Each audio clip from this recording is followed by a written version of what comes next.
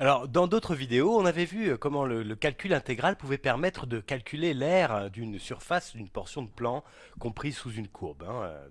Ce qu'on avait fait en calculant l'intégrale d'une fonction. Alors, là, on va revoir un petit peu ça rapidement, de manière très intuitive, hein, simplement pour revoir un petit peu l'idée qui est derrière le calcul intégral.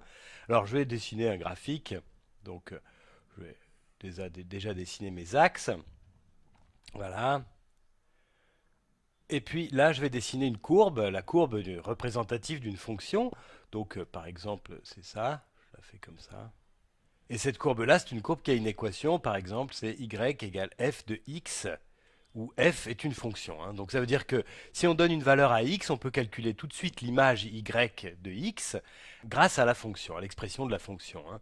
Donc si on prend un x ici, voilà, je vais avoir le y correspondant, l'image de ce x par la fonction f, c'est ce point-là, y. Voilà. Alors ça, c'est l'axe des abscisses, hein, je ne l'ai pas dit, ça c'est l'axe des abscisses, et ça c'est l'axe des ordonnées. Alors, maintenant, si je veux calculer l'aire d'une portion de plan comprise sous cette courbe, bon, pour fixer les idées, je vais placer des bornes, hein, des bornes d'intégration, ça va être ça. Donc j'ai cette valeur-là A et cette valeur-là B. Et puis je vais essayer de calculer l'aire qui est comprise sous cette courbe-là, sous la courbe de f, entre les valeurs a et b. Donc en fait, c'est toute cette partie-là que je hachure en rouge. Voilà.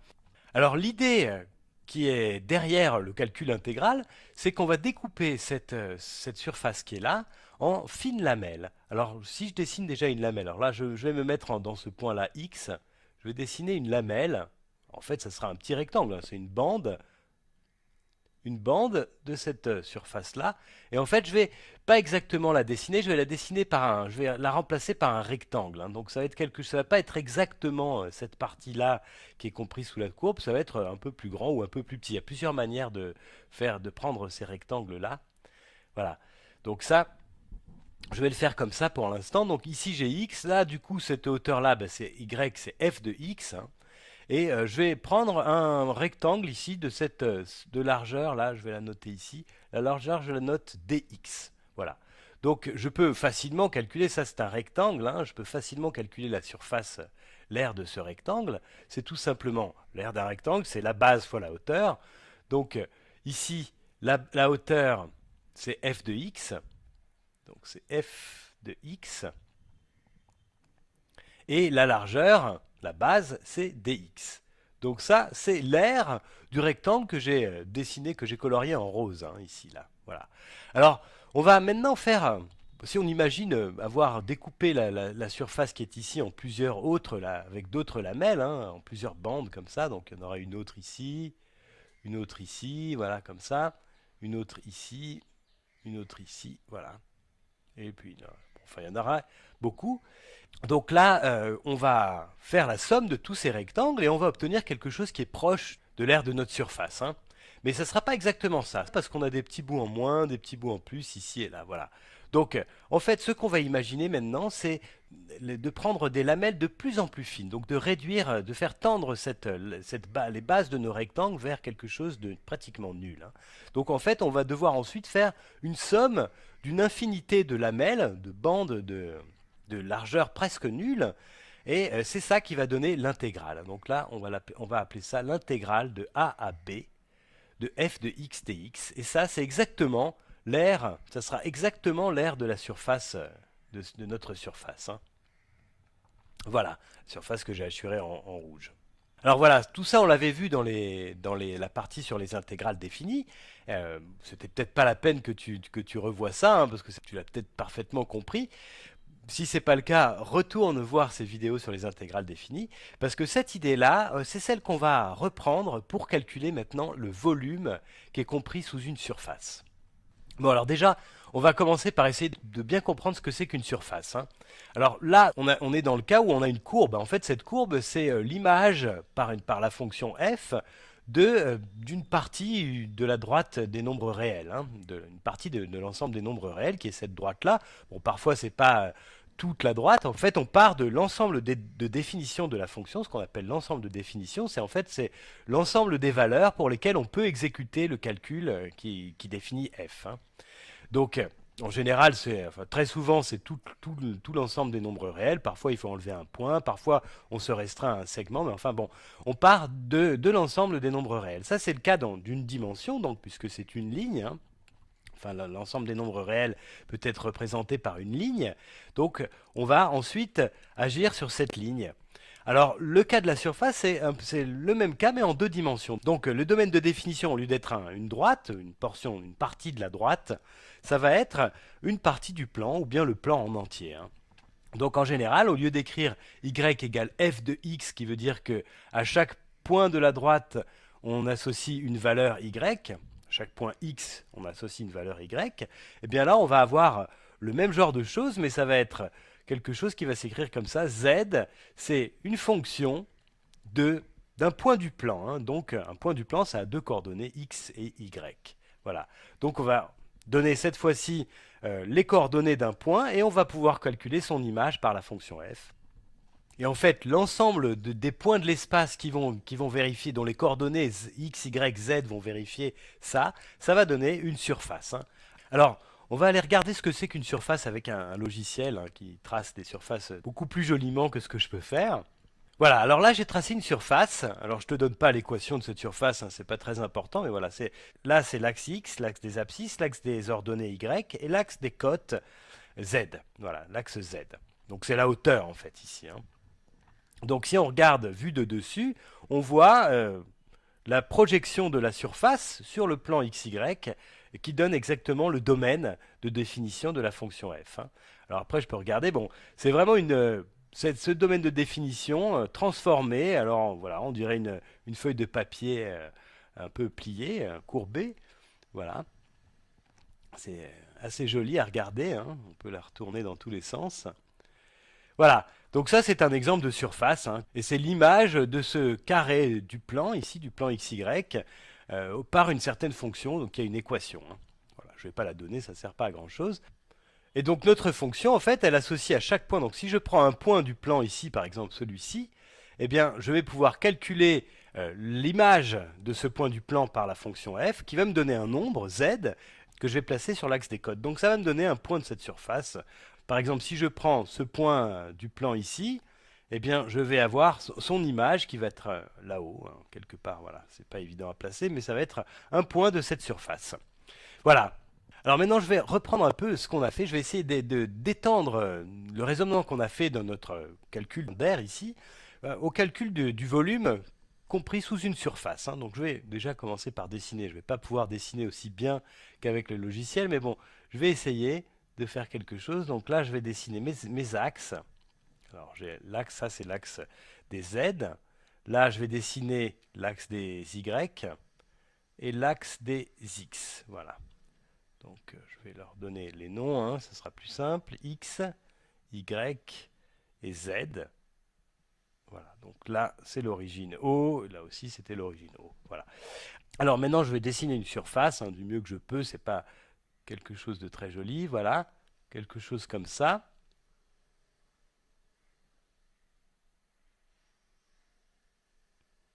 Voilà, donc je peux la hachurer un peu pour qu'on... Voilà, c'est une surface, hein, comme une feuille de papier qu'on aurait pliée, qui est située au-dessus du plan horizontal. Et elle a une équation qui est z égale f de xy. Voilà. Donc c'est exactement ça. Je prends un point du plan et je calcule la hauteur correspondante qui est l'image par f de ce point du plan de coordonnées xy, hein. Donc si je prends un point du plan, par exemple celui-ci, là, ici, eh bien je vais pouvoir calculer sa hauteur, qui sera l'image par f de ces coordonnées x, y, là, de cette abscisse et de cette ordonnée. Et la hauteur, ça sera ce point-là. Voilà. Alors, maintenant, si je regarde ça par-dessus, hein, ce qu'on a fait tout à l'heure, hein, si je regarde ça vu de haut, donc selon l'axe Z, je vais voir la projection de cette surface sur le plan XY. Et bon, ça peut avoir une forme assez quelconque, hein, ça dépend des cas. Là, je vais prendre une forme assez simple. En fait, je vais supposer que c'est un rectangle, hein. Ça va me donner en fait le domaine de définition. Et là, je vais supposer que c'est un rectangle. Donc, je vais tracer la projection, je vais tracer ce rectangle, ce domaine de définition. Je vais le dessiner ici. Voilà. Voilà. Donc là, c'est le domaine des définitions de la fonction. Hein. Je le hachure comme ça légèrement. Voilà. Alors, je vais essayer de calculer maintenant le volume de cette portion d'espace qui est là, de cette forme, de ce solide qui est là, compris sous la surface. Alors pour faire ça, ben, je vais exactement prendre l'idée qu'on a mis en œuvre ici dans le calcul de l'aire de cette surface. D'abord, je vais commencer par fixer. Je vais fixer par exemple y. Hein. Donc si je fixe une valeur de y par exemple ici, voilà. Donc sur le domaine de définition, ça veut dire que je vais sélectionner une ligne, un segment de droite, hein, qui est celui-ci, puisque je fixe y, mais je garde x variable. Et donc là, en fait, je peux regarder la portion de plan. Hein. Ça, c'est un plan. Je vais prendre le plan perpendiculaire au plan horizontal qui passe par cette droite-là. Donc, je vais le dessiner. Hein. Ça va me donner en fait une lamelle. Hein. Ça va me donner une lamelle. Voilà, qui est celle-là.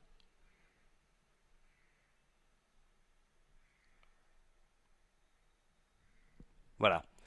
Donc, cette lamelle-là, ben, je vais la hachurer.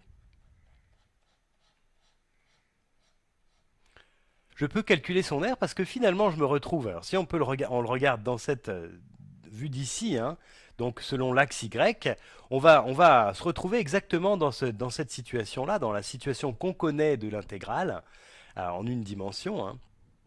Donc, on va pouvoir calculer ça assez facilement. Donc, je peux rapidement rappeler comment je peux faire.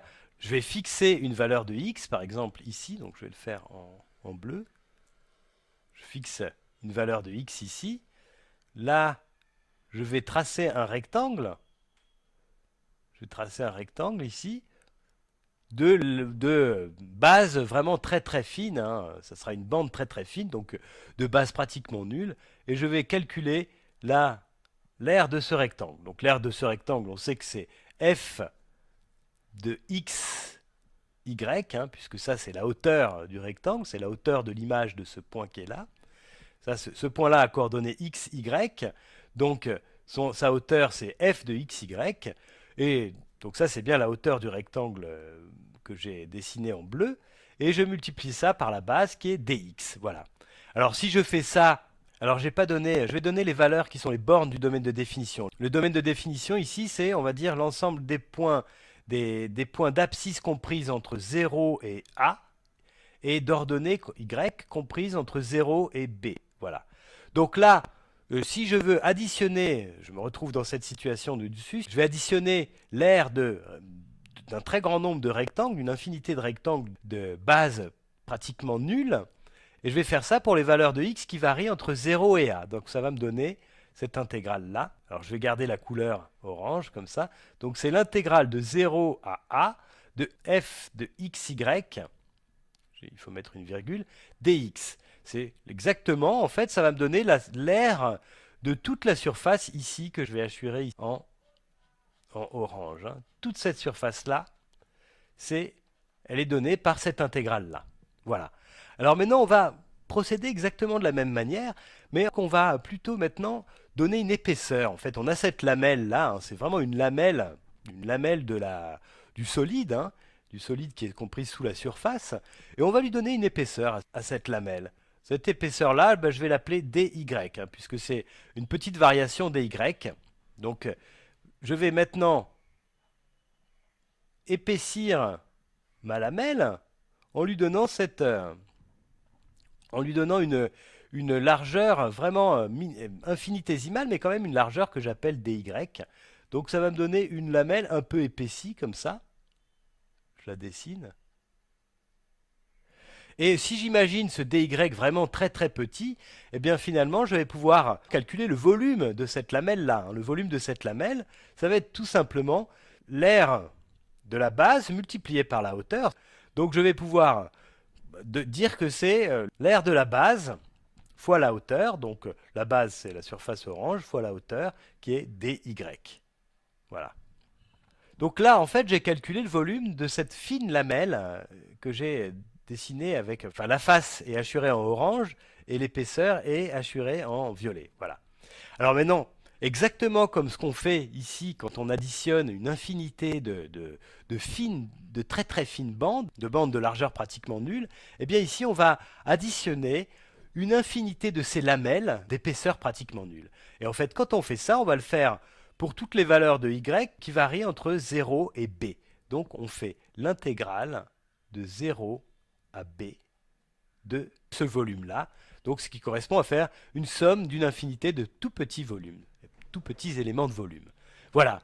Et ça, bah, ça nous donne exactement le volume qu'on cherche, le volume de tout le solide qui est compris sous notre surface. Voilà, bon, on va s'arrêter là. Je voulais pas, j'espère que j'ai pas été trop confus là-dedans.